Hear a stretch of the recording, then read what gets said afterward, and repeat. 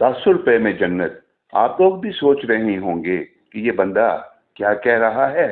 10 रुपए में जन्नत, क्या जन्नत का असूल इतना आसान है? 10 रुपए की वैल्यू क्या है आज के ज़माने में?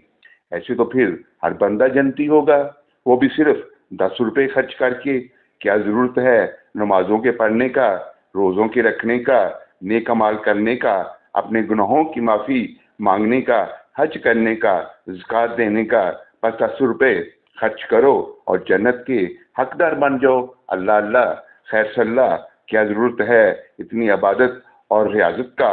अब आते हैं असल मौजू की तरफ, ये कैसे मुमकिन है? तो दोस्तों, मैं ब्लफ नहीं मार रहा और ना ही व्यूज़ के लिए ऐसा कह रहा हूँ, ये हकीकत है।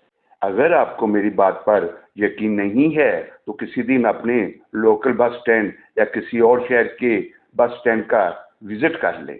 वहाँ एक बंदा स्पीकर पर मस्जिद की तमीर के लिए चंदा जमा कर रहा होगा, वही 10-10 रुपए में जन्नत की टिकट बेच रहा होगा।